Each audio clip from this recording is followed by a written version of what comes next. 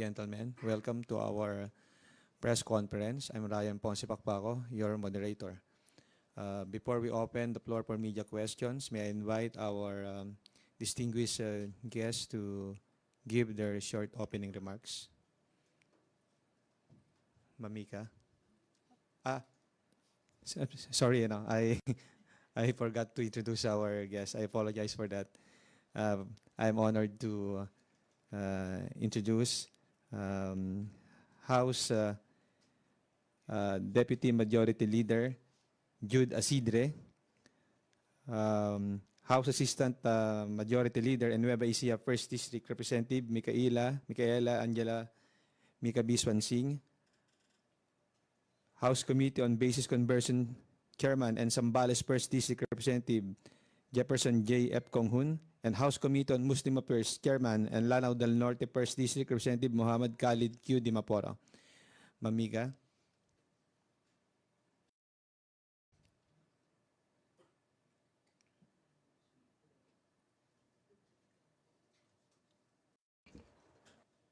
Mic test, mic test. Hello. Ayan. Good morning, everyone. Magandang umaga po sa aming mga kaibigan sa media at sa mga members of the public na nanonood po ngayong umaga.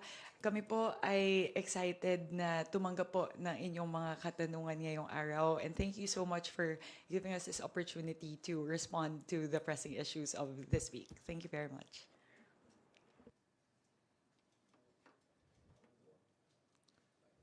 Kong Jude? It's okay na? How about the other guests? Okay, for today's first question, may I call on Rosalie Cas from UNTV.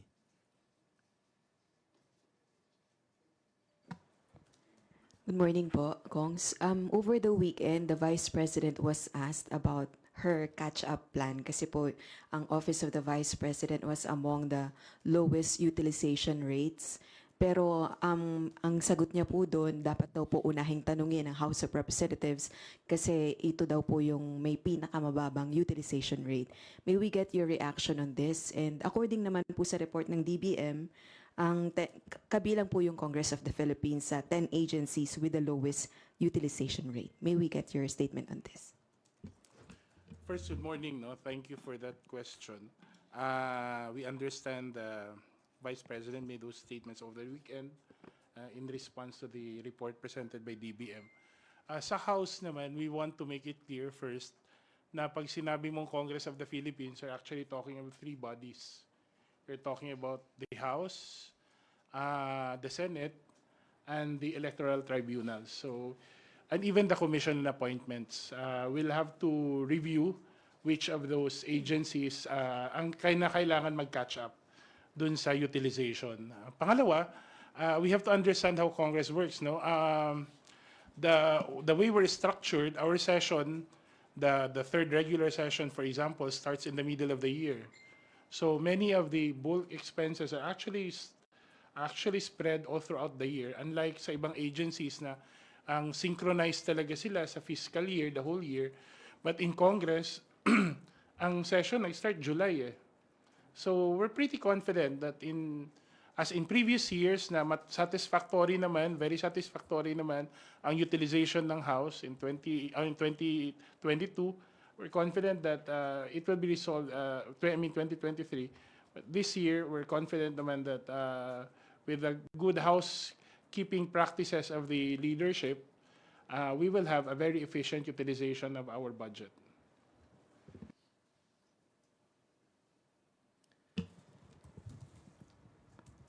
Okay po, another issue na lang po. Kay Kong Jude na lang din po regarding din po kasi sa welfare ng ating pong migrant workers sa Lebanon. Meron po bang efforts po ang House of Representatives para maalalayan yung ating pong DMW at OWA sa pag-assist sa ating pong mga Pinoy na apektado po ng pag-igting ng tensyon sa Middle East? We're working closely. We actually had a couple of meetings now with Secretary Hans Kakdak regarding the repatriation of our Filipino workers and Filipino nationals in Lebanon right now. So, CDMW and OWA was able to come up with the cash package. Kami naman sa House, we're looking at how we can also complement that with whatever government programs are made available to us. Of course, our oversight of the functions of the MW will go a long way in making sure na efficient at responsive ang repatriation efforts natin. Nakatutok po tayo and we're helping in whatever way we can the efforts of the MW and OWA, and we can see naman na si Secretary Kakdak at si Admin Ignacio, Arnel Ignacio are both on top of their jobs, and and for the last couple of months we've working really as a team, even Congress, we've really worked to support the mainstream efforts ng mga government agencies na naka-assign talaga with the repatriation. Rest assured, especially today as we deliberate the budget of the Department of Migrant Workers, efforts such as this will be taken into consideration. Thank you. Next question from Elson Quismorio of Manila Bulletin. Hello, Kongs. Good morning po. Speaking po of Vice President Sara Duterte, apparently she once again assailed the Quadcom. Bakit daw po drugs ang pinag-uusapan? She said marami pa daw pong more pressing issues na dapat i-address ang Congress like kahirapan. Reaction po ninyo, Kongs. And siguro po isabay ko na rin po, her husband, Attorney Mans, has already reacted po dun sa allegation sa kanya. He said na politically motivated daw po yung said allegations. As well as Pulong, Kong Pulong, ganun din po yung sinabi. Reactions po from the panel po.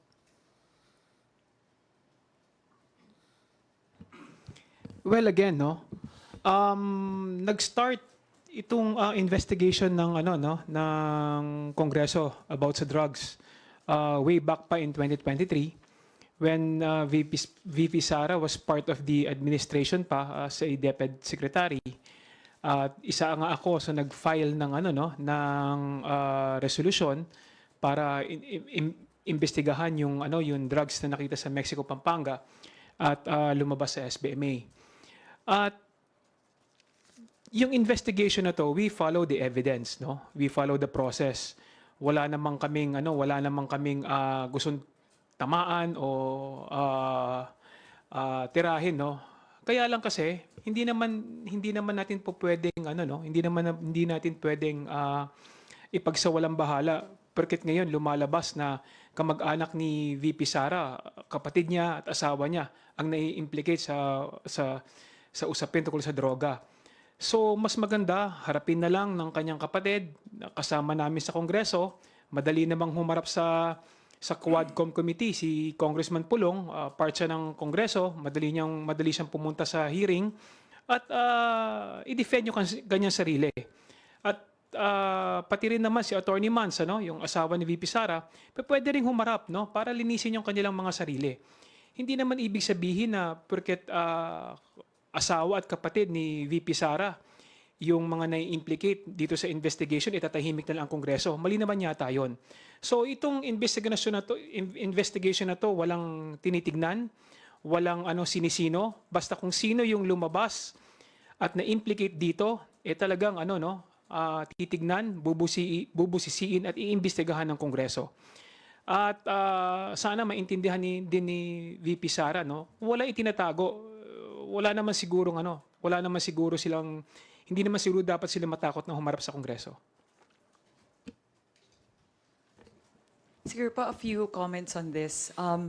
Yung issues po, yung mga usapin patungkol dito sa tinatalakay po ng Quadcom ay napakamahalagang mga usapin. Yung mga social ills ng POGO na tinatawag po natin. Yung extrajudicial killings, yung POGO, yung illegal drugs, yung sinasabi po na human and sex trafficking, napakalaki po yon na dagok sa ating lipunan na kailangan din po nating i-tackle. Bukod po doon, hindi po politically motivated to kasi ang talagang tinitignan po ng Quadcom ay ano po yung punot dulo? Sino po yung mga talagang gumagalaw? Sino po yung mga mastermind sa likod ng bilyong-bilyong piso na droga na umiikot po sa ating lipunan? Very pressing po to kasi isipin na lang po natin itong bilyong-bilyong piso ng droga na umiikot, ilang buhay po ng mga Pilipino ang masisira dahil po sa drogang ito. Kaya yun po, these are very pressing social issues that we are trying to tackle in the Quadcom. We don't dismiss that, of course, very pressing issues yung pag-address natin sa kahirapan, the poverty rate. We're working along, parang we are trying to work on these side by side, as evidenced as well by the decrease in the poverty rate, the latest being like a 3%, more or less 3% reduction in the poverty rate. Nag-decrease po from 18.1% to 15.5% yung poverty rate. So, ang katumbas po doon, 2.45 million na mga Pilipino ang naiangat natin sa kahirapan. So, hindi naman po dahil meron tayong mga hearings ng Quadcom, hindi na natin tinututukan itong mga ibang issues na to. Pero ang sinasabi po namin, kaya nating tignan yung usapin sa kahirapan, pero kayang-kaya din natin at kailangan din po nating tutukan itong ibang mga social ills na dulot po ng POGO, ng EJK, ng mga human and sex trafficking po na nandito sa ating bansa. Reaction lang po doon sa comment po ni Attorney Man Scarpio. Doon po sa, nung patapos na yung aming hearing noong Biyernes sa Quadcom, meron po kaming listahan ng mga personalidad na gusto pong imbitahan ng Quadcom. Kasama po doon si Attorney Man Scarpio, kasama po doon si Congressman Pulong Duterte, in addition to other personalities mentioned by our witness, Jimmy Guban. So siguro yun po yung gusto ko siguro na i-reiterate na call na binibigyan po natin ng tamang forum, binibigyan po natin ng pagkakataon. Ito pong mga na-implicate doon po sa affidavit, doon sa salaysay ni Mr. Jimmy Guban. Binibigyan po namin sila ng pagkakataon na i-clear yung pangalan nila sa Quadcom kung ganun nga yung patutunguhan. As Kong Jay said, we follow the evidence. So kung hindi po sila guilty, kung meron po silang nais na linawin sa Quadcom, ito na po yung pagkakataon na humarap sila at linawin po yung mga paratang sa kanila. Panghuli po, doon po sa comment that this is politically motivated, it's the easiest way out po kasi. It's just easy to dismiss allegations saying na all of those attacks, all of those investigations are politically motivated. But they're not. And I think in all of the hearings, nakita po natin na may mga ebidensya. Meron na pong mga salaysay, mga under oath na mga salaysay na medyo nagkakaroon na po tayo ng direksyon patungkol po doon sa sino yung mga personalidad na kailangan natin tignan. So this is not politically motivated. This is fueled by the need to really address the prevalent drug syndicates in the country, the prevalence of drugs in the country. So yun lang po yung aking mga sagot sa comment na yun. Maraming salamat po. Kung maalala natin, no, nagsimula yung Quadcom, magkakahiwalay na mga investigation, iba't ibang komite. Hindi po isa. Pero in the course of the investigation, separate investigations, napag-alaman natin na may mga pangalan na paulit-ulit at may mga pangyayaring magkakaugnay. So, kaya nga naisipan ng pamunuan ng magbabang kapulungan na bakit hindi na lang natin pagsabayin yung discussion, yung investigation sa isang Quadcom para doon mapatawag lahat ng kailangan ipatawag, matignan lahat ng mga pangyayari at matignan din natin yung pagkakaugnay. Kasi unlike before, kung pag-iisipin natin na ang drugs, yung drugs na nangyayari sa barangay, apparently we have a bigger phenomenon pala, di ba? Nakikita natin na hindi lang pala yung drugs na umiikot sa mga barangay ang meron tayo, may problema pala. It appears to be na merong malaking organisasyon and mostly composed of foreigners pa na is exploiting yung kahinaan natin dito sa ating bansa. And exploiting in the end pati yung mga kababayan natin, lalo na yung mahihirap. Kaya ang tanong ko, dun sa comment ni VP Sara, hindi ba dapat issue yon na talakayin ng Kongreso? Kung yan ang nangyayari, hindi ba dapat trabaho ng Kongreso na alamin para kung anong mga pulisiya ang kailangan nating pagtibayin o kung anong katotohanan ang kailangan natin maipapakita at ma-prove natin na ito ang karapat-dapat na aksyon na gawin ng gobyerno, lalo na ng administrasyon. Well, the present administration, you have to take note, has already recovered more than 44 billion in drugs, no? But without a single life lost, diba? Walang extrajudicial killing na na-report. So importanteng alamin natin yan, lalo na kasi nga po may mga allegation nung nakaraang administrasyon, merong mga pangyayaring katulad nito. At nararapat, and I think Congress is in, lalo na yung House, is within our full responsibility to review this kasi hindi natin pwedeng hayaan to. Lalo-lalo ng panahon ng EKJ na ang namamatay lang naman yung mahihirap, 'di ba? Wala naman tayong narinig na mayaman na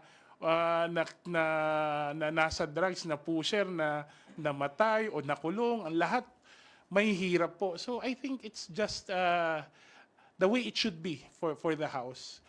Sa comment naman na this is politically motivated, I think that's the most convenient excuse eh. Siguro palagi yung uulitin, pero ako isa na lang ang sasabihin ko. Nung war on drugs ng dating administrasyon, palagi nilang sinasabi na kung wala ka namang tinatago, bakit ba matatakot? Eh, babalik ko lang sa kanila. Kung wala silang itinatago, ba't sila matatakot humarap sa Kongreso? Let me just also say something. Yung Quadcom, honestly, as a member of Committee on Human Rights and Dangerous Drugs, di ko talaga maintindihan yung purpose ng Quadcom. But our chair Ace Barbers, explained that this seems like there's a big orchestrated actions that made POGOS, which was originally had good intentions to generate revenues for our country, into this cesspool of crime, syndication, money laundering, drugs, and so forth. So naintindihan ko na yung purpose ng Quadcom. When it comes to POGO, I think it's very important for Congress to look at not only successes but also errors when it comes to government service. We need to know, where did the institutional safeguards fail? I think that's the number one purpose of the Quadcom, under the marching orders of our Speaker, so that this will never happen again. The only reason we steered away from POGOS is because we have a very good leader in our President Bongbong Marcos, when he made the SONA statement, stop the POGOS, enough is enough. The money is not worth it in comparison to the societal ills that we are experiencing. That should have never reached this point. We should have our own institutional safeguards. So I think that's the first objective of Quadcom. Secondly, there are other issues that come out. I don't know yet if there will be a connection of this importation of smuggling of drugs to POGOS, no? But that's a big issue. How many tons of shabu enter our country? It happened before in the previous administration. Now it happened again. Also in this administration, we're very thankful that we have a very proactive, administration, still quietly, diligently fighting its own style on the war of drugs. And we already have the largest amount of shabu that was intercepted. Our customs is porous. There's not enough being done to stop the smuggling of illegal drugs into our country. That's another thing that the Quadcom is working on, hand in hand with the issue of the POGOS. So I think it's wrong for statesmen to say, na wag kayong magtrabaho dyan because, this is politically motivated, No, we have to look into the institutional safeguards. Why did we end up having these problems with POGOS? Was there abuse of authority in the highest level? Number two, how did all these tons and tons of shabu come in? We keep saying war on drugs. How many presidents had a war on drugs pero hanggang ngayon may pumapasok yung mga tons and tons of shabu? We need to identify the problem so we can find the solution. That's the job of Congress. And then lastly, political motivation. You know, only time will tell. Before they said President Bongbong Marcoses and the Marcoses are dictators, they are, human rights violators. But time has already judged because this generation voted President Bongbong Marcos as our president. I would argue, as a Marcos loyalist, that everything that was said was politically motivated. During the Duterte's time, Laila de Lima, she was thrown in jail. Can you say that's political motivated? She came out innocent. Only time will tell. If this will lead to cases, there's substantial fact that wrong has been done, abuse of authority has been done, corruption has been done, that's not political motivation. That's us doing our jobs. So that's my comments.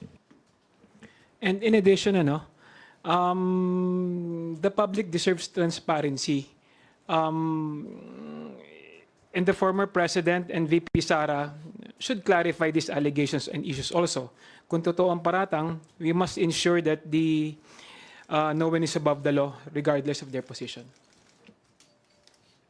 Thank you, Kongs. Thank you, Elson. Next question from Bixu Bintak of Net25. Magandang umaga po. Any comment lang po doon sa pahayag ni Senador Ronald Bato de la Rosa na okay naman daw po siya doon sa Quadcom except doon sa House Committee on Human Rights na mukhang siya sentro doon sa extrajudicial killings. Anong masasabi po ninyo doon sa pahayag ni Senator Bato de la Rosa? Well, si Bato makes me laugh. When you say except, parang admission of guilt dyan eh. So, we'll just leave it there. No? Si Senator Bato was in charge of Oplan Double Barrel. No? So, whether or not there was extrajudicial killings, we'll leave that to the courts to determine. On my part, there's nothing wrong with us doing our jobs. You say paulit-ulit, that's because the problem is never being resolved. Sa panahon ni Duterte, what was the budget of the Commission on Human Rights? It was practically zero down. Kung 1 peso, 1 centavo namin, we would have done it during that time. So now, human rights is given a platform to become a center stage, to be reviewed and looked upon kung may talagang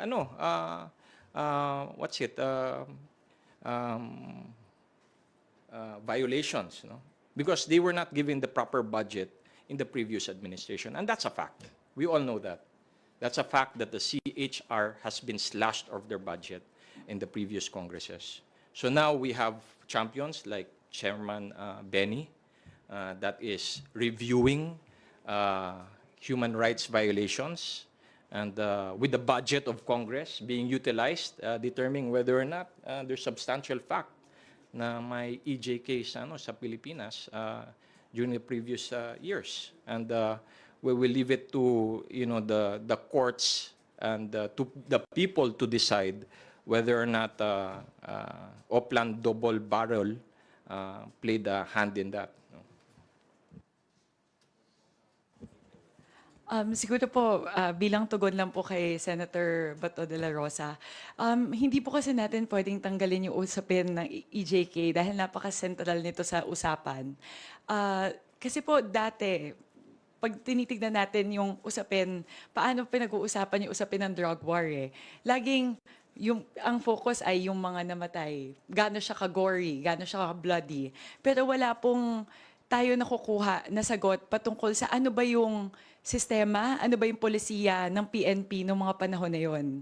At bilang PNP chief, si Senator Bato yung pinakamakakasagot nun. Kasi ang daming mga nakakabahalang mga lumilitaw po ngayon na merong allegedly, merong quota system, merong incentive system sa lahat ng ranggo ng PNP. So, hindi po natin talaga pwedeng tanggalin yung usapin ng EJK dito sa Quadcom. Kaya napakahalaga po ng usapan na ito at sabi nga po ni Kong Khalid, paulit-ulit yung aming hindi siya paulit-ulit in terms of paulit-ulit lang yung pinag-uusapan, pero kailangan nating paulit-ulit na tanungin yung mga mahahalagang tanong dahil hindi tayo nasasagot.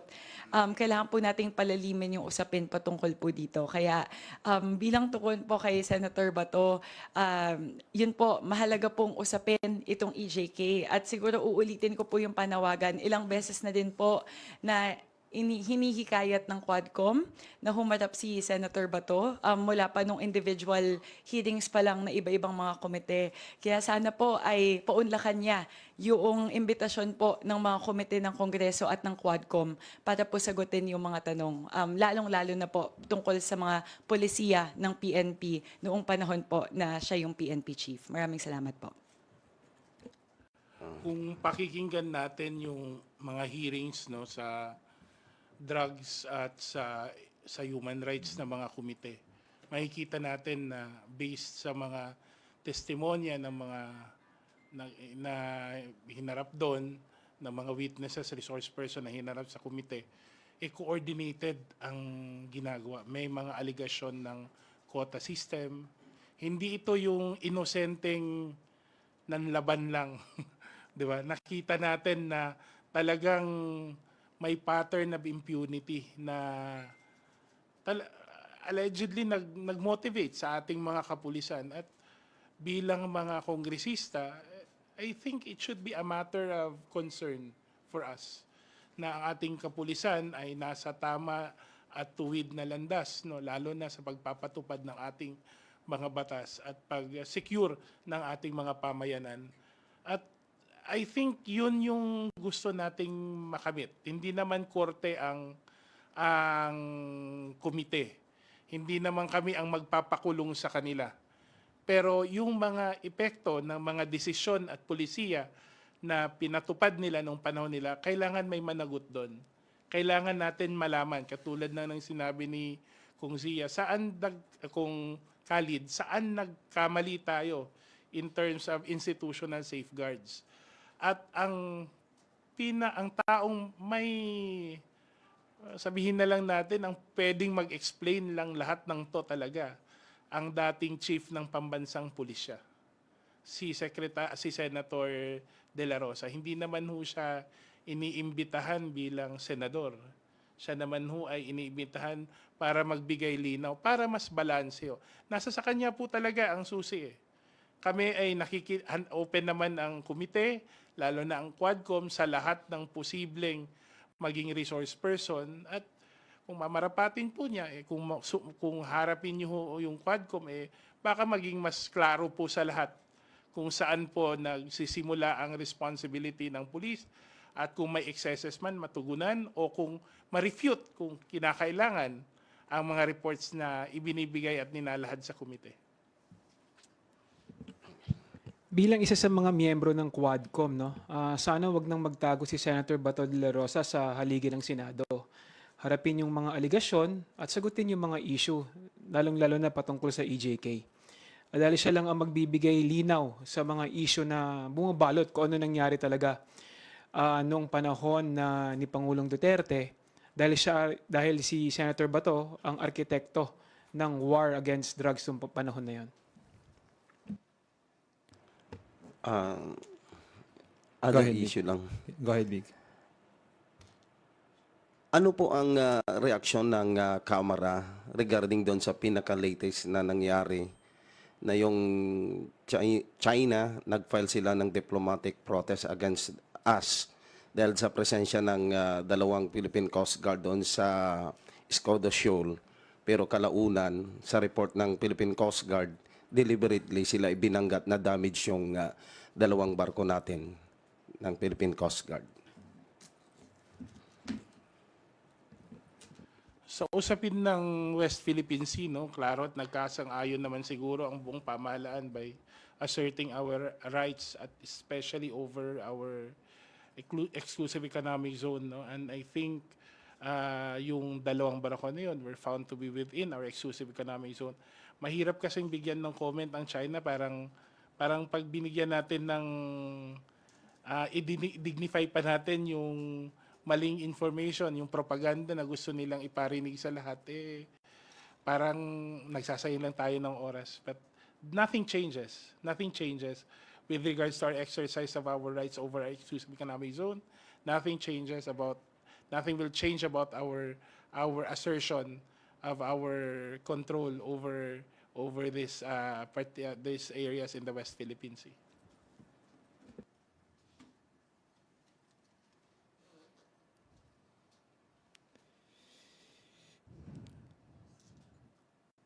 If there are no other comments from our resource persons, NB, have you finished with your questions? Okay. May I call on Gab Lalu from Inquiry Online? You're recognized for your questions. For two questions po. First po, may mga comments po kayo, sirs and ma'am, na parang puro mahirap yung na-target ng drug war ng nakaraang administrasyon. Tapos yun nga, bloody siya. Parang pag sinabing drug war, yun lagi ang observations na may possible human rights violations. So, over 2 years into the Marcos administration, masasabi po ba natin na mas okay yung drug war ngayon kumpara dun sa nakaraang administrasyon? Well, mas okay in what sense, no? Mas okay in a sense na there's no, mass manslaughter, that's sanctioned by, let's say, the government, no? And it's not only yung mahirap. I hope, like people also look back into the drug war in the previous administration. You'll see what happened sa amin. The Parahinogs were massacred. Pati yung asawa niya. I heard pati yung mga bata nila, mga yayas, mga katulong, driver, all of them massacred. There are rumors na the police was knocking on the door, tapos Aldong was hands up, wag, and then bam, So, there are stories like that. And then there's also the one in, I think, Iloilo, he was already detained, a mayor, pinatay.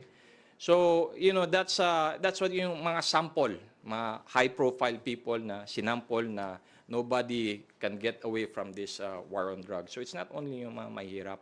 So, if you ask me if there's a comparison between the two administrations' take on its war on drugs, this administration is by the book, by the process. We have to believe in our justice system. I think that's the message of our president and this current administration. We cannot, deal with criminality by becoming criminals ourselves.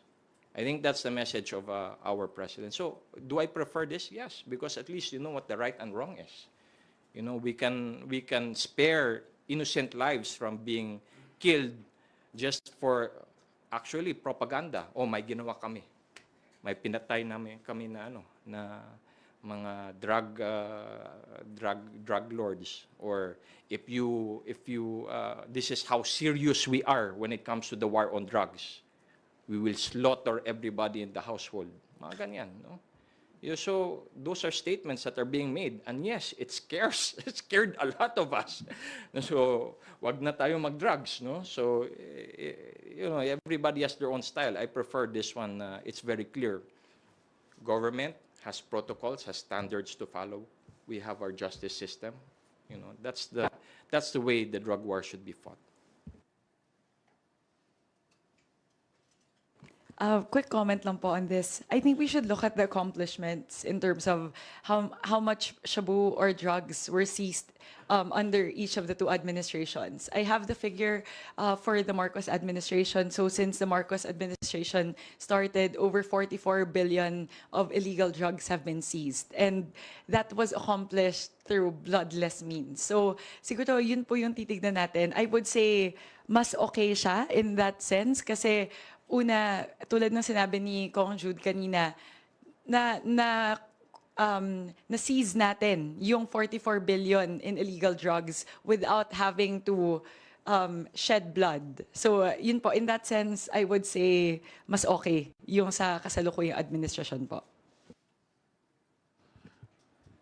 Hindi lang siguro mas okay ang style ni Presidente Bongbong Marcos. Ito talaga ang tamang style siguro.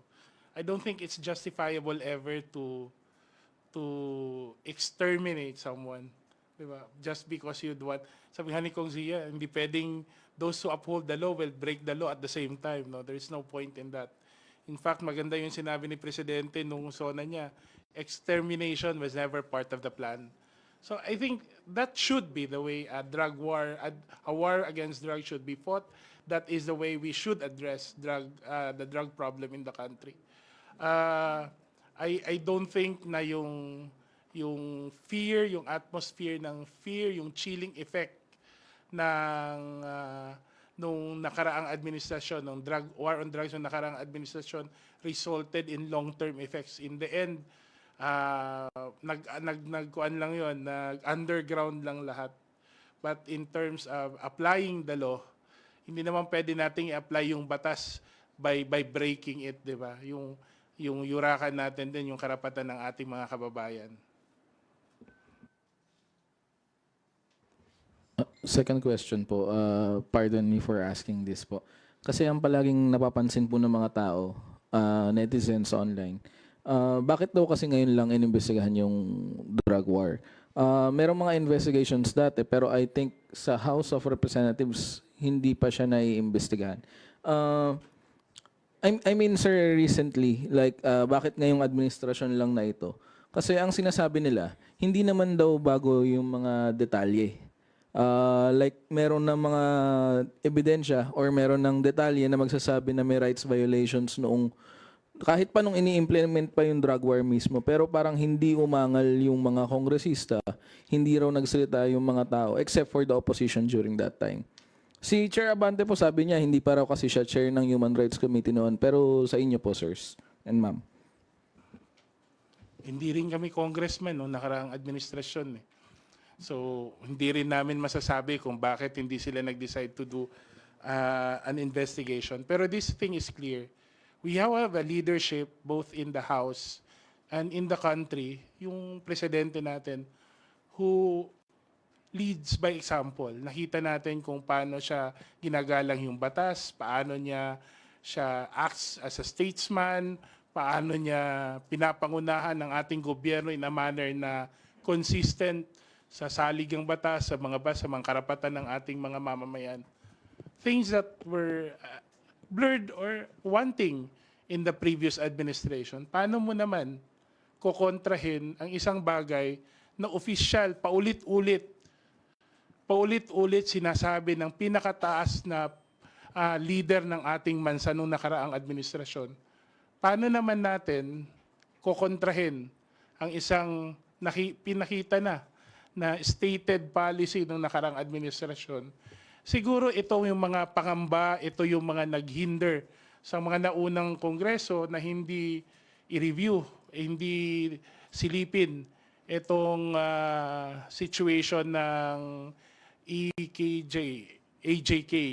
And we're happy and we're somewhat confident na with this leadership kay Presidente BBM at kay Speaker Martin na ito yung saktong panahon na silipin natin, tignan natin, lalong-lalo na may administrasyon, may gobyerno tayong hindi lang pinapatupad pero ginagalang ang batas. And it may also add na baka yung mga netizens don't understand the way Congress works, no? All of us have the right to file bills, resolutions, investigations. Pero whether or not it will be heard depends upon the leadership. So in the previous Congresses, which I was part of, we follow our leader, no? Ganyan talaga. And we really have to appreciate the leadership of Speaker Martin Romualdez. You cannot say na nobody worked about this, bringing attention to the war on drugs and its effects on especially yung mga mahirap. Because Makabayan Black was fighting for it. But they were never given a chance to really conduct a full-blown public hearing on it. That did not happen under the time of Speaker Martin Romualdez. All of us are being given the freedom to do our jobs, even the minority, the Makabayan Black. And plus, alam naman natin na napakahirap magsalita, no, against sa policy ng nakaraang administrasyon. pag nagsalita ka against war on drugs, sasabihin, protector ka. So, naiintindihan natin yung mga miyembro ng mga previous congresses, no, kung bakit hindi sila makapagsalita, no. And hindi rin namin pwedeng questionin kasi tatlo kami rito, first termer, no. So, hindi namin pwedeng ma-question kung ano yung ginagawa nila sa previous Congress. Pero kami ngayon, we are very serious na maimbestigahan at malaman kung ano yung totoo regarding sa nangyaring policy ng previous administration on war on drugs.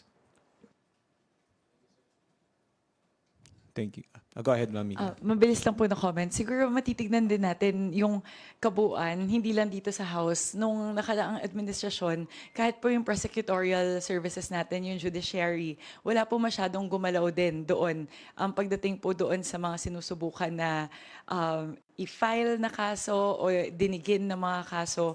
Nung nakaraang administrasyon, yung pinaka nakita nga natin na in-depth ay yung investigasyon ng ICC na ginawa patungkol doon sa crimes against humanity na charges na inihain po laban sa ating dating Pangulong Duterte at kay Senator Bato de la Rosa. So siguro yun po makikita natin siguro yung na-breed na parang environment at the time was not conducive to conducting all of these hearings and investigation. So siguro yun po, yun din yung makikita natin na basehan na kinailangan pa na gumalaw yung ICC para po maimbestigahan yung mga ganitong akusasyon.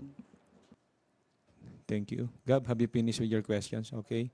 Marian Enriquez from TV5, please proceed with your questions. Sorry, follow-up lang muna bago po yung question ko. Congressman Singsiri saying po na hindi nga conducive. I mean, our justice system is not working, especially during that time, nung panahon ni Duterte. And you are in favor of ICC investigating, the drug war and the,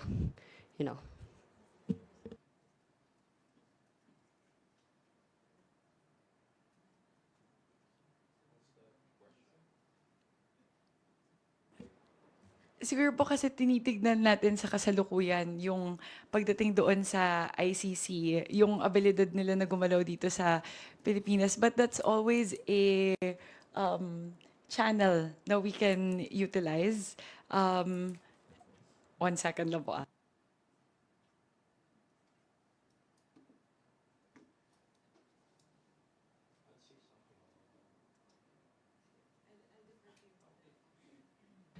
Yeah, well, the ICC is one of my, I'll never forget na whenever you say ICC, you get the middle finger from the former president. You know? It's something, that's the first thing that comes to my mind. So, yeah, the problem with the ICC, for us to make comments on it here in the House, it's actually out of our hands. No? What's under our control is whether or not the justice system is working, whether or not the DOJ is really serious in defending the human rights of Filipino citizens. But what's under the control of the House is to ask questions. No? And we did ask the question about to the DFA, and the DFA, if I remember correctly, did not acknowledge that we are part of the ICC. So there should not be a disconnect between the movement of the us in Congress and the executive. Ideally, we are synchronized. But if you ask most of us here, we're in favor of the truth. So if the ICC, as an independent body, a non-biased body, can look into what happened during the war on drugs, during the time of the Duterte administration, and make a case or a decision whether or not there was human rights violations there, I think that will be welcomed by not only Congress but also the Filipino people. Konting dagdag lang. The ICC, of course, as mentioned by Kong Khalid, is definitely within the purview of the executive. Whether to remain or not, that's something that has to be consistent with the overarching foreign policy of the government, because yan po ay hindi po ma-isolate sa mga kapangyarihan ng ekutibo. Pero ito lang, we cannot also close our mind to the fact that there might be evidence, there might be some truth, or the totality of it may be true, sa investigation ng ICC. na magandang silipin din natin, tignan din natin. Kasi sa totoo lang, kung katotohanan naman ang gusto nating maabot, hindi naman pwedeng magpahinder tayo o na mere technicality. Hindi natin sinasabi na kailangan may jurisdiction dito ang ICC, hindi natin pinapangunahan ang ating presidente. Wasn't many times na naging klaro na sa kanyang posisyon ang the ICC. Pero dahil ginawa rin lang naman ng investigasyon at naniniwala tayong independente ang investigasyon na ginawa ng ICC, pakinggan na rin natin, tignan na rin natin kung anong nandun, kung yun po ay makakatulong para makita natin ang kabuuan na nangyari nung panahon ng nakaraang administrasyon, malaking tulong to sa paghahanap natin ng katotohanan. Siguro po, sususugan ko lang po yung sinabi ni Kong Khalid at saka ni Kong Jude. Siguro in terms of the ICC being able to go into the country, visit and interview EJK victims, I think that would also help uncover the truth. Kasi there's a difference between the question of jurisdiction being versus the ability to be able to like do the truth or the fact-finding missions. So yung ICC nung panahon po nung nakarang administrasyon talagang matindi na rin yung paggalaw nila in terms of the fact-finding missions, na sila yung nakakapag-interview dun sa mga EJK victims. So I will second what Kong Jude said, na if the ICC is able to help us uncover the truth, in terms of helping us delve deeper into the issues at hand. They already have years and years and years of data and worth of investigations that they've done. So if that would help us in terms of deepening our understanding of the situation as well, then as Kong Jude said, I would agree na bakit hindi natin i-leverage yung nakita na nila at yung natuklasan na ng ICC.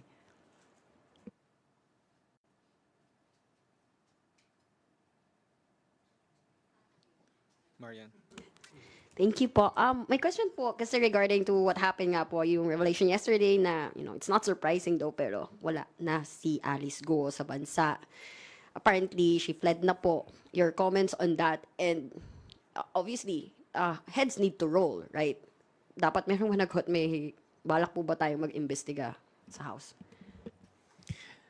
Well, nakakalungkot, ano? At nakaalis na nga, no?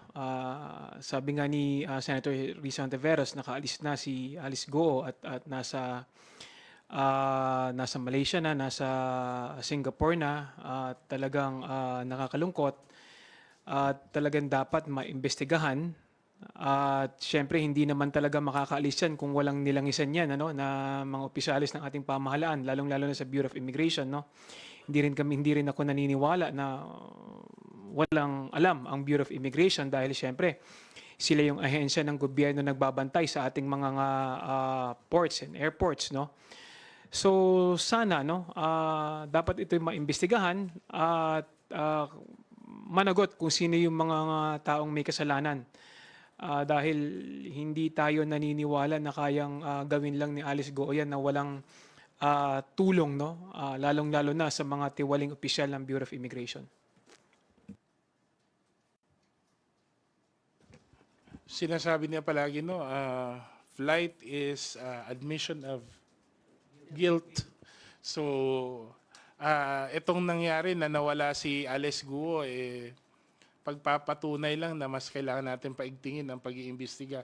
Probably not as a separate investigation, but definitely something that the Quadcom needs to also study and to also investigate. Kasi makikita, katulad yung sinabi ni Kong Jay, no, hindi naman ito mangyayari nang walang kooperasyon ng ilan sa gobyerno o merong may pumalya sa gobyerno. Kailangan din natin alamin na kung totoo man, kung ang flight nga ay admission of guilt, ibig sabihin kung ano man ang mga haka-haka o mga aligasyon tungkol kay Alice Guo, pwede na nating masabing may katotohanan. Kung hindi naman talaga siya aalis, di ba? So, nakakapangamba din na ang usapin ng Pogo ay hindi, parang syndicated talaga siya. And unfortunately, it's a syndicated effort that na marami sa gobyerno, lalo na sa masasabi natin sa mga naunang, kasi hindi naman ang gobyerno naman na nagre-regulate.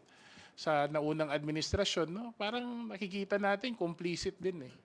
'Di ba? So, kailangan nating alamin, kailangan natin mas lalo pa natin kailangan alamin kung sino ang mananagot, hindi lang na nakaalis si Alice Guo, kung sinong mananagot, bakit mukhang binolunteer talaga natin ang Pilipinas nung nakaraang administrasyon, binolunteer ang Pilipinas na maging pugad ng krimen. Ako naman, I agree. Heads must roll. Because, yan, we need to know how did she escape? Because these investigations will not stop until we have done our duty to ensure that itong mga pogos for Chinese nationals illegally entering our country and establishing illegal activities and organization, entering our government under fake names, etc., must continue. But it's really disappointing that she was able to escape. So yes, heads must roll. Where did she escape? NAIA? Where did she escape? A private airport? Nagbangka ba siya? You know? All of those things. No? We find out exactly how did she escape our country, and heads must roll. I think aside from looking at which officials may be complicit to this, siguro mas concerning sa akin, nasaan siya ngayon? Kasi July pa yung huling report na yung una parang Indonesia muna siya, tapos lumipat sa Malaysia, tapos nakipagkita siya sa pamilya niya sa Singapore. Pero pagkatapos nung Singapore, na meet up point nila ng pamilya niya, wala na makapagsabi, nasaan na siya. So siguro po yun din yung mahalaga na tanongin natin, nasaan na si Alice Guo ngayon? Baka kailangan na din po nating hingiin yung tulong ng ibang mga bansa, patungkol po sa Interpol, doon sa baka kailangan na mag-issue ng alert order para lang malaman, tignan, nasa na siya ngayon. Yun po siguro yung mahalagang tanong bukod sa paano siya nakalabas, nasa na siya ngayon, at paano po natin siya maibabalik dito sa ating bansa. At syempre, kailangan din nating panagutin yung mga abogado na nagtakip sa kanya, no? Nagtakip ng kanyang pag-alis, lalong-lalo na yung nag-notarize ng kanyang affidavit sa DOJ, no?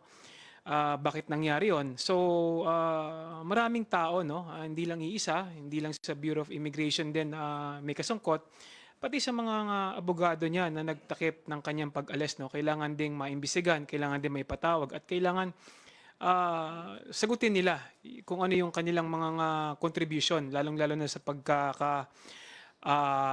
pagkatakas ni Alice Guo. Thank you. I acknowledge Billy Vegas from Abante Politico. Magandang tanghali po. Ihabol ko lang po. Hindi po ba nakakasira sa image ng admin yung hindi nahuhuli yung mga big personalities na katulad nila Alice Guo, nila Pastor Kibuloy, na parang parang napapaikutan po ba yung batas natin? Parang ganun po ba? Mahirap naman siguro ilump lahat, no, sa isang, kasi iba-iba naman ang circumstances ng bawat personality na binanggit ninyo. Unang-una si Teves ay nasa labas na ng bansa by the time na lumabas yung mga kaso at yung investigasyon dito sa Kamara.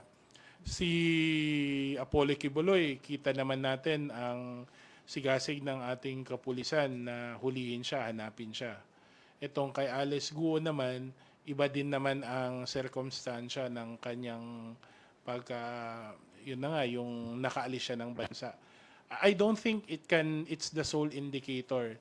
The fact alone that you have a government na ang administrasyon ay tinutugis itong mga personalidad na to, at nakikita natin ang kabuuan ng efforts ng pulisya at ng iba pang ahensya ng gobyerno, is an indicator of the seriousness ng administrasyon na siguraduhin na mapaharap sa hustisya itong mga taong to at masampa ang tamang mga kaso. Kasi kung isipin mo, pwedeng hindi eh.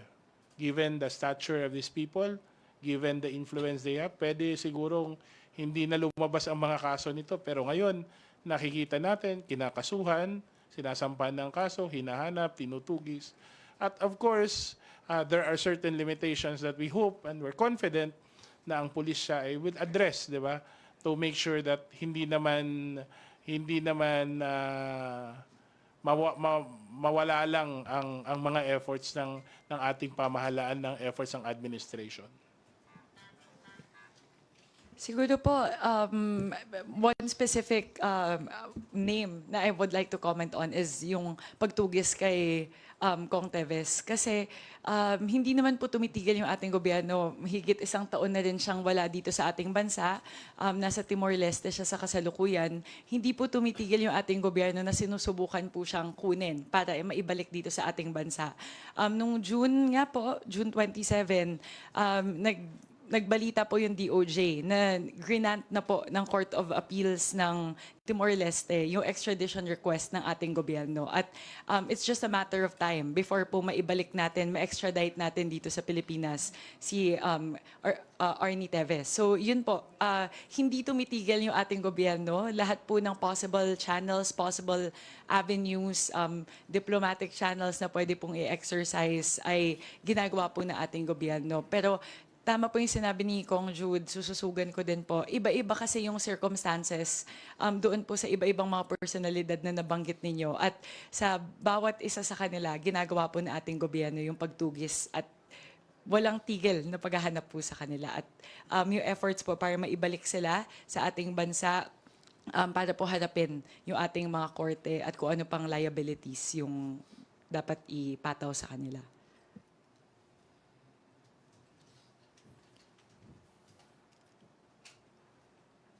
Billy, do you have a follow-up question? Okay. Kat Porbes from Radyo Pilipinas. Good afternoon po, Kongs. Last night po, nagkaroon po ng, I think this is the first formal meeting of all of the major political party leaders bilang paghahanda po doon sa midterm elections sa 2025. Baka po pwede ako makahingi ng comments from on your end po kung ano po masasabi ninyo dito sa tinatawag nga po na alyansa para sa Bagong Pilipinas. And baka po sakali meron kayong ma-share po na information tungkol po dun sa naging meeting. Well, it's a welcome development, no? Dahil talaga naman ang binibigyan diin ng ating Pangulo yung pagkakaisa, no? Talagang dito nga natin makikita na talagang ang mga major political parties, no, dito sa ating bansa, talagang sinusuportahan at binibigyan ng pagpapahalaga yung mga nagagawa at ginagawa ng ating Pangulo. Sa mga personalities na tatakbo sa susunod na eleksyon, siguro mas maganda kung ibigay natin sa mga party leaders yung pag-announce kung sino-sino yung parte ng alyansa para sa Bagong Pilipinas.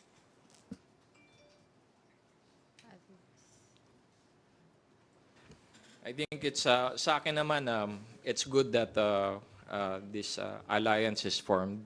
What's exciting, especially for those of you who are interested in politics, is to find out what's the senatorial lineup for the administration. Pero as far as political alliances like that are concerned for the locals, to see is to believe. Minsan may alliance sa taas pero banggaan sa baba, no? So we'll see, no? Hindi naman kami kasama sa party list ako, no? Pero we're happy that this alliance is in the offing. Kasi nga, ngayon, especially the first 3 years of the Marcos administration, nakita natin kung gaano ka-importante ang suporta na nagkakaisang listatura sa pagpapa-implement at pagpapalawig pa ng mga reforma na tinatakda ng presidente. And we've seen that in the House, especially na with the support of a united House, much has been achieved. And the same goes with the United Senate, di ba? Kung meron tayong Senado na buo ang suporta sa ating Pangulo, alam natin na mas marami pang reforma ang pwede natin maisakatuparan. Kaya siguro ito din yung rason kung bakit gusto natin talaga na magkaroon ng mas buong suporta ang ehekutibo, ang presidente sa mataas na kapulungan. Thank you po. Thank you. Mela Lismoras from PTB4. Hi, good afternoon po, Kongs. Quick follow-up lang po about sa Quadcom. Kailan po ba yung nakikita nating susunod na pagdinig? And just follow-up kay Kong Jude, yung nabanggit nyo po. Sa tingin nyo po ba, isa na rin yung pag-alis, umano'y pag-alis sa bansa ni Alice Go sa mga matatalakay?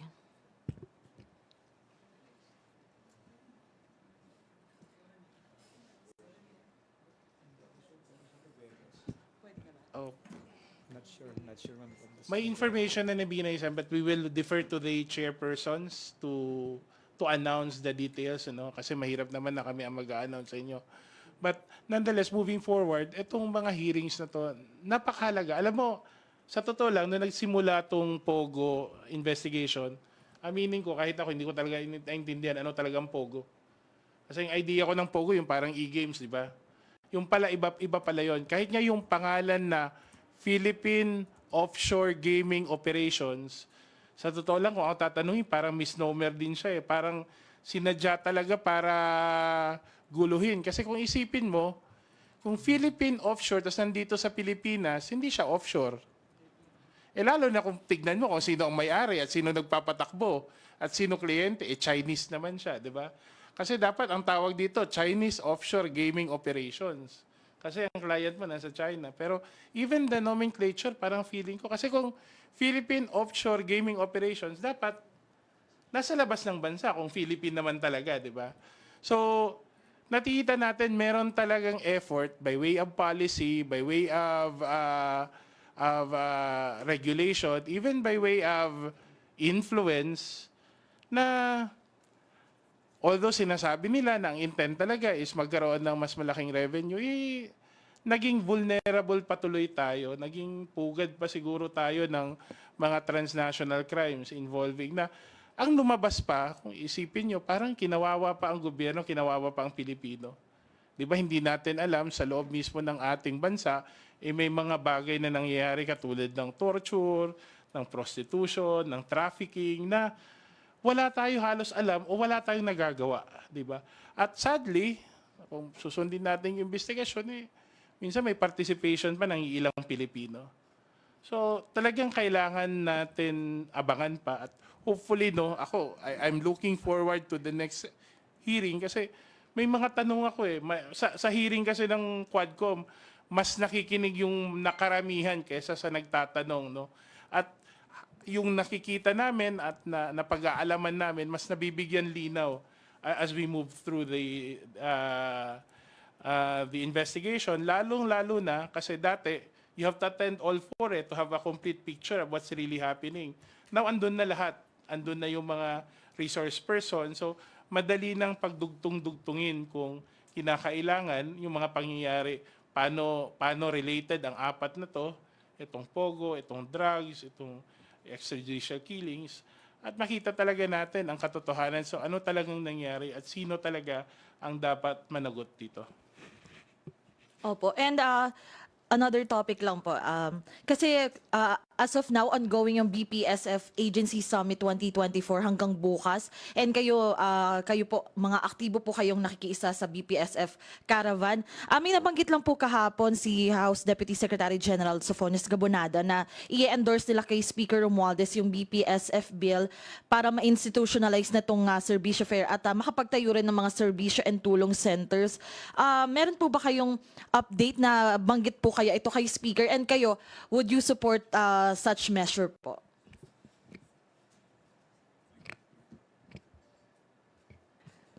Opo, kami po, suportado namin yan, yung sinabi po ni DSG Ponyong. Kasi sa unang taon po ng BPSF, napakarami pong natulungan, 10 bilyong piso po worth of services yung atin pong naipamigay, 2.5 milyong mga pamilya yung naserbisyohan.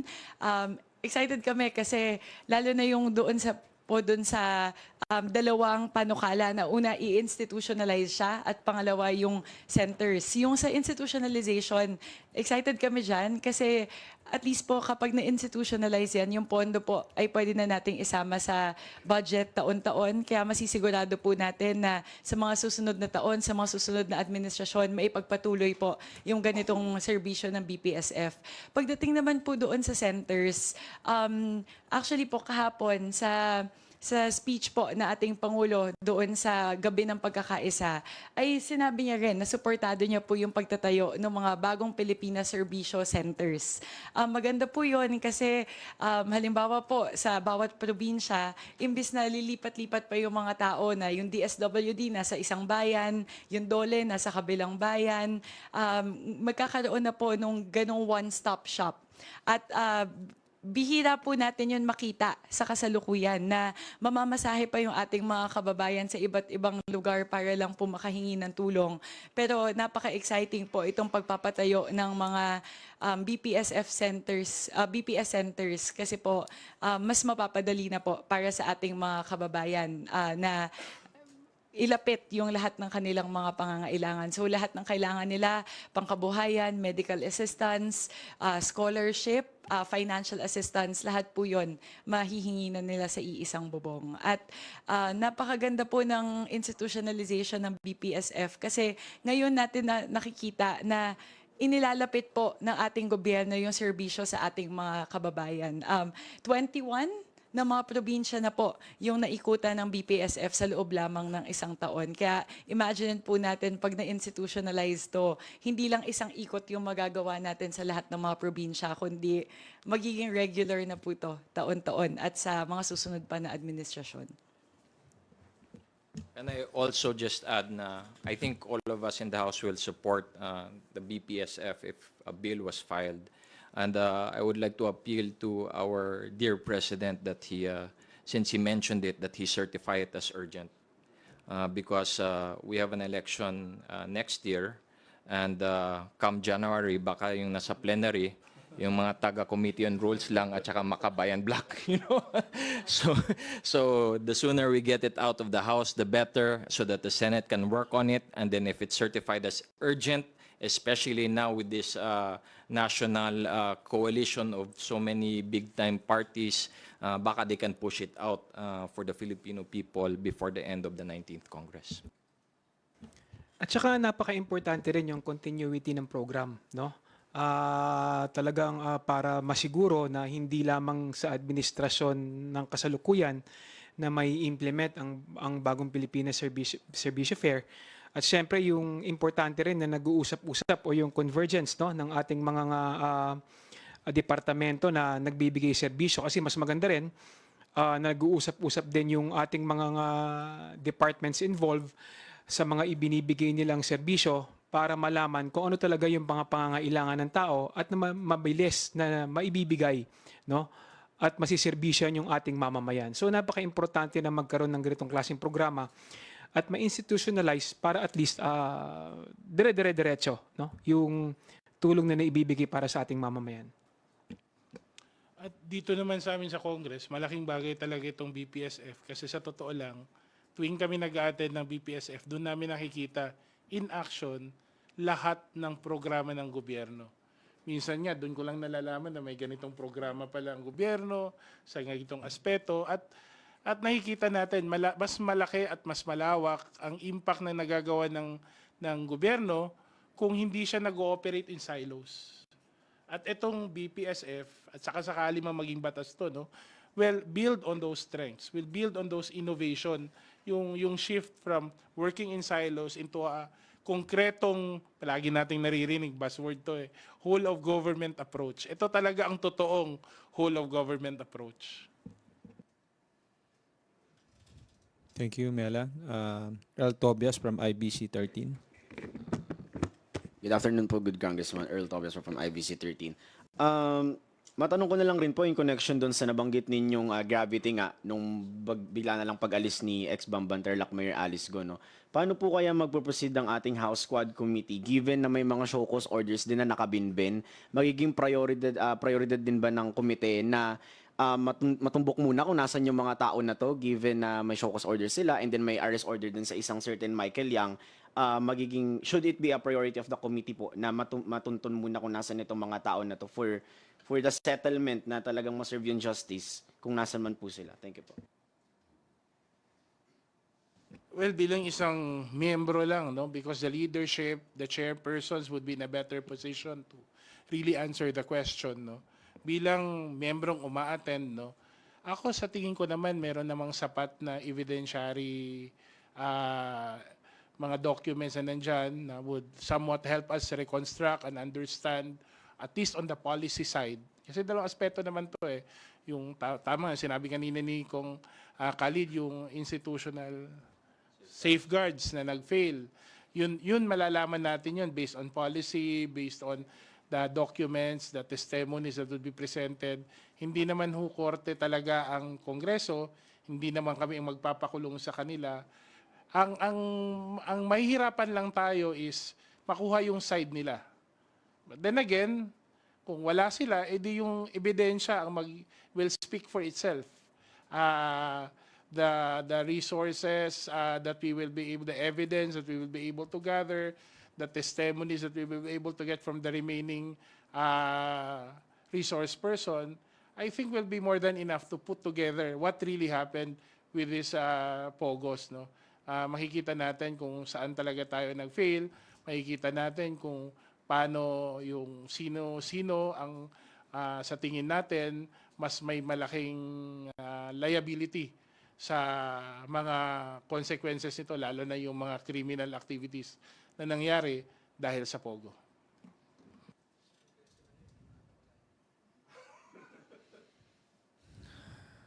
Siguro po, dadagdagan ko lang po yung sinabi ni Kong Jude. Siguro, yung mga ating pong hinaina ng show cause order, yung iba sa kanila, ang tagal-tagal na meron na ganun eh. Simula pa nung hindi pa nabubuo yung Quadcom, ilang beses, ilang hearing na yung hinihintay natin sila magpakita sa ating Kongreso. Hindi sila nagpapakita sa mga hearing natin, pero parang lagi sila nagpapakita sa mga press conference, media. Kaya po, alam natin kung nasaan sila, pero ayaw lang nila na magpakita sa ating mga pagdinig. Kaya siguro yung iba sa kanila wala po talagang pagdanais na magpakita. So hindi po dapat maging balakid yon sa pag-usad ng ating mga pagdinig. Kaya as Kong Jude said, we will follow the evidence. We will not let them obstruct all the hearings. Ibabase po natin sa mga testamento ng ibang mga witnesses, yung ibang mga testigo na nais humarap sa ating pong mga pagdinig. Pero yun po, uulitin ko lang po yung paulit-ulit ko na sinasabi kanina, kung nais po nila na magkaroon ng forum by which they can clear their names, they can respond to the allegations, the Quadcom is the forum for that. Kung hindi po sila magpapakita sa Quadcom, hindi po nila malilinis yung kanilang pangalan. Kaya yun po, isa po ulit panawagan sa ating pong mga inimbitahan na mga personalidad na sana po magpakita na po sa ating mga pagdinig sa Quadcom. Thank you. For today's last question, may call on Red Mendoza from Manila Times. Good afternoon po. Well, Kong Mika, follow up ko lang muna sa question mo kasi you're saying na pag hindi po sila lalo sumipot, hindi malilinis yung pangalan nila. So are you saying po ba that the Quadcom is like judicial investigation na po ba? Are you saying po ba na pag di po sila lumabas, guilty na po ba sila? Definitely not. I'm not saying that. The Quadcom is not a judicial body by any sense. Actually po, if you look at the investigations, it's always, at the end of it, you say, in aid of legislation. So that's what we're trying to look at. We're looking at policies, ano po yung institutional safeguards that we can still put up, what policies have failed. So let me just clear that. We are not a judicial body by any means. What I'm saying po is, parang a lot of the personalities that are being invited choose to talk to the media rather than talk to the Quadcom. So a lot of the times po bumabase din kami sa sinasabi po nila sa media. Kaya we're very grateful to our friends in the media for being that bridge as well, in the absence of the presence of these personalities in the Quadcom. So what I'm saying po is the Quadcom is a forum by which they can respond to the allegations. What I'm saying po is if they want to clear their names, if they want to respond to the allegations, the Quadcom is a forum, a channel for them to be able to do it as well. So, yun po, hindi kami judicial body by any means. I would just like to clarify that po. Pero hindi ka naman tatakas kung hindi ka guilty. Hindi ka naman matatakot kung hindi ka guilty. So sa mata ng tao, sa mata ng mamamayan na nakakakita at nakakaalam ng ginagawa nila, hindi natin may iwasan kung mag-isip ang ating mga kababayan na guilty sila sa sa mga akusasyon laban sa kanila. So tama nga si Mika, mas maganda kung humarap sila at magpaliwanag para at least malinis nila yung kanilang mga pangalan. Pero sa ngayon, tumatakas sila, umaalis sila, so hindi natin may iwasan na mag-isip ang ating mga kababayan na kaya nila ginawa yon dahil guilty nga sila doon sa mga akusasyon sa kanila. Which leads me to this question of mine. This is my last question already. Kasi sinabi po sa isang column po ng aming columnist na si Ms. Malutikia na bakit pinapakinggan yung isang convict, which is Jimmy Guban, na kasi nga who served time in jail and was brought to the committee only to testify on what he has told him. Parang ang sabi nga ni Jimmy Guban is I was told. Is it a hearsay or rehearsed testimony? And bakit hindi raw po binibigyan ng hearing si Cathy Binag, yung nagsasabi na nagko-cocaine daw po si BBM? What's your reaction po doon? Bakit hindi? Di ba? May kaalaman si Mr. Guban. Meron siyang information. We're not saying we're taking that face value, but the man has a story that he needs to be told, and we're thankful that he is brave enough to share his side of the story. Eh sana ganun din katapang yung ibang pinangalanan. Sabi nga nila, nung panahon nila, kung wala ka namang itinatago, bakit ka matatakot? Diba? You know, Congress will always be open to all the resource persons for us to have a better and a complete picture of what's really happening. Hindi naman namin sinasabing hindi sila naimbitahan. Naimbitahan naman sila. Binigyan sila ng panahon para makapaglahad ng kanilang nalalaman tungkol sa mga isyong to. But yet they refuse to come. And Congress, as I said, as we've been repeating, cannot be faulted for doing our job. Pero yung allegation na bakit hindi raw pinapatawag yung sinasabing whistleblower daw na nagko-cocaine daw si BBM, si Cathy Binag. This is what our columnist said. Siguro kung merong investigasyon, no? Wala, yung investigasyon natin nakafocus dito. Ito ang problema ng mga hindi sumasang-ayon sa ginagawa namin. Ang ginagawa nila, ikukumpara nila palagi sa iba. They'll try to deflect the issue. You know, Congress cannot be, kami especially, cannot be confused. Klarado sa atin kung anong gusto nating makamit. Yung ginagawa nila, parang klarado din sa amin kung anong gusto nilang ma-achieve. Diba? We cannot be a party to that. Ito ay isang investigasyon, may prosesong sinunod, merong mga ebidensyang nilahad, at hinarap sa tamang forum. Diba? Hindi naman na unang nag-press-con si Mr. Guban before siya nag-appear sa House. Doon naman siya naglahad sa komite. So, ang mahirap na talagang ginagawang deflection, no, sa ginagawa ng House para to reduce or to subtract credibility from what we're doing, but we're confident na nakikita ng tao kung ano at tama at ano ang dapat gawin. I'll add to that. No? You know, one of the responsibilities of the chairman is to make sure that the committee, in this case the Quadcom, does not become a political public market. No? So may direction tayo. And the direction should be how to connect all of these different criminal activities to the POGOs. Ngayon, pumasok na itong shipment ng drugs. No? So that's the role of the chairman. Now, you're going to switch up to something else, for example, cocaine, etc., etc. That's up to the chairman to decide. What's the pressing issue? Pressing issues here in the Philippines is the flooding of shabu. I don't know how serious cocaine is. Pero kami sa Lanao del Norte, we see a lot of shabu. That's the complaint of the mayors. Pero di naman cocaine. So that would be my answer to that. If I was the chairman of the Quadcom, why am I not dealing with issues regarding to cocaine?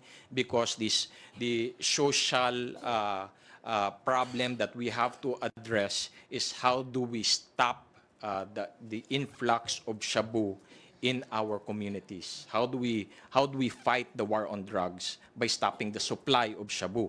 Now it comes through the Bureau of Customs, and now they're going to deal with that. Secondly, yung mga hearsay that you said, yeah, I agree with you. Is he a credible witness? That's for the chairman to decide. In the end of the day, the purpose of the Quadcom is to come up with a committee report. It's not a sentence, it's a committee report. So it's up to all of those involved to clear their names for the committee report. Now, if they're found guilty, well, there are other venues to prove your innocence. So that's what I would hopefully get out there, with your help, our friends in the media. What exactly is the purpose of the Quadcom? In the end of the day, the Quadcom chair will come up with a committee report that can be used to either the courts of law or for other purposes, maybe legislation, so that we can move forward and solve all of these problems that we're facing. One of them is POGOs. How did it get to this level? The influx of the Bureau of Customs, and how do you stop people in power, for example, from intervening and saying, I think that's a very valid question. May tawag na pasukin mo naman yung container van na yan. How do you stop that?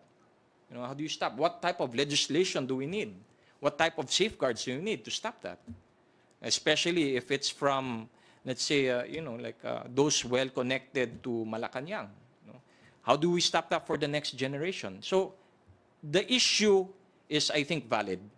The credibility of the witness, well, you can contest that all you want, but I think the issue is valid. How do you stop political connections from making a simple phone call and telling the customs na pasukin mo yan? So that's, I hope the Quadcom will come up with a very good committee report and give the Filipino people concrete solutions.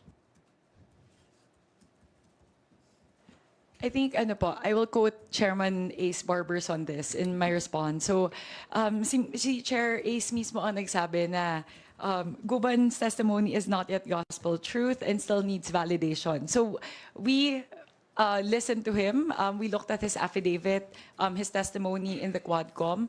So the committee still needs to do the validation. As Kong Khalid said, you can look at, you can question the credibility of the witness, you can question the validity of his statements, but that's the Quadcom's job, to really analyze all of the statements from all of these witnesses and then come up with a committee report. So dapat po, kanina po siguro nag-stand out sa akin na sinabi, ang tinanong po nung columnist ay, bakit nakikinig sa convict?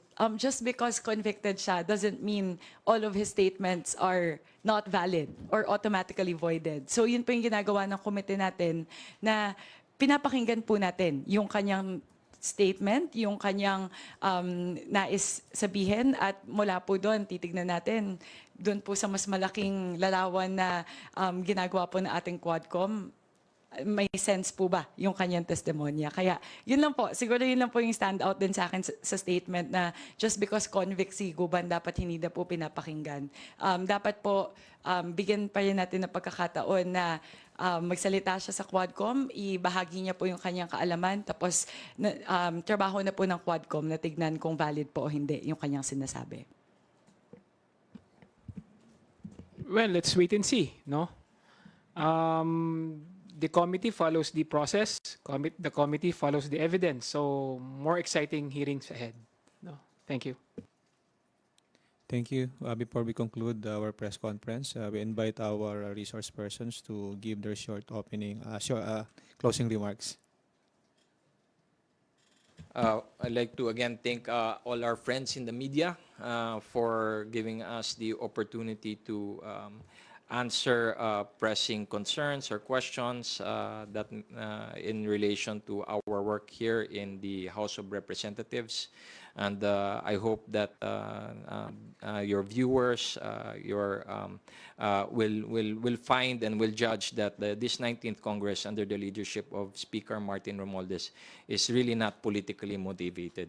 No, we want to deliver something for the Filipino people, a legacy of good governance, a legacy of public service, and for those that are in our last term like me, we want to at least feel like we've done something for our country. So again, you play a big role in that. Thank you so much for your help and your work. Assalamualaikum warahmatullahi wabarakatuh. Una sa lahat, maraming salamat sa very kind questions na meron kayo today. Napakaingin ng politika nitong mga nakaraang araw at marahil maraming good news sana na magpapatunay na hindi lang ito ang ginagawa ng Kongreso, hindi lang ito ang ginagawa ng administrasyon. Na-mention na kanina ni Kong Mika na bumaba po ang poverty incidence ng bansa, ang poverty rate from 18 to 15%, translating to more than close to 3 million Filipinos ang naihaon sa kahirapan. Nung ilang linggo lang, nakita din natin na tumaas din yung growth rate natin from 5.8 in the last quarter, nasa 6.3 na tayo, exceeding our targets. Nung ilang araw lang din nakakaraan, for the first time, kung hindi ako nagkakamali, first time tayo nagkaroon ng A- investment rating. So makikita natin, habang ginagawa namin to, may ginawa din tayo, di ba, ang Kongreso, lalo na may legislate yung mga priority legislation ng administrasyon para masustain ang mga economic growth na nakikita natin. Bagamat malayo pa tayo sa gusto nating ma-achieve, no? Marami pang kailangan gawin. Malayo na rin sa tulong ng Kongreso, sa pangunguna ng ating Speaker, sa pangunguna ng ating Pangulo, malayo na rin ang ating narating. At sana ho, bagamat may ingay ng politika, asahan po ninyo ang Kongreso hindi ho ma-distract. Habang ginagawa namin itong mga investigation, nakatutok pa rin kami sa mga pangangailangan ng ordinaryong Pilipino. Una po sa lahat, gusto ko po magpasalamat sa aming mga kaibigan sa media, sa oras po na inyong inilaan ngayong araw. More than anything po, I would like to thank our friends in the media for playing such a critical role, especially now in terms of all of these investigations. And as I said a while ago, sometimes po, if the personalities don't want to join us in our hearings and in the Quadcom, it's really our friends in the media that currently serves as that bridge that would help us get their side of the story as well and help us understand what they're thinking. So, napaka-critical po ng papel na ginagampanan ng ating mga kaibigan sa media sa mga kasalukuyan na mga investigasyon. At nagpapasalamat po kami sa inyong lahat, sa lahat po ng inyong ginagawa. In terms of what the Congress is doing right now, we really are focusing on a lot of the pressing issues. Ngayon po, on top of the investigations that we're doing, the most critical responsibility of Congress right now is to pass the budget. So, ongoing po yung mga budget deliberations namin at kung nakikita nyo po talagang hanggang gabi, mula po umaga hanggang gabi, uma-attend po kami doon sa mga budget deliberations. So, we're really not being distracted by all of these investigations. We're still doing our core work, which is to legislate, to pass the budget, and to serve our constituency. So, sana po nakikita na ating mga kababayan na talagang nagtatrabaho ng todo-todo ang inyong Kongreso at napakapalad po ng 19th Congress dahil meron po kaming lakas na leader na talagang clear po yung direction, very principled at talagang gusto niya na mahanap po natin yung katotohanan sa lahat ng to. Kaya napakapalad po ng Kongreso na meron po kaming speaker sa katauhan po ng ating pinakamamahal na Speaker Martin Romualdez na nabibigyan po kami ng klarong direksyon kung ano po yung kailangan gawin ng Kongreso. And ultimately, what the Congress wants to do is to work hard for the Filipino people and find the truth for the benefit of the Filipino people. Maraming salamat po. Well, nasabi na po nilang lahat. So maraming salamat po sa inyo. Thank you, House Assistant Majority Leader Mika Swansing of Nueva Ecija, House Committee on Muslim Affairs Chairman Khalid Dimaporo of Lanao del Norte, House Committee on Basis Conversion Chairman J. Kong Hun of Zambales, and House Committee on Overseas Workers Affairs Chairman Jude Asidri of Tingog Party List. To everyone, maraming salamat po ulit. Have a great day ahead.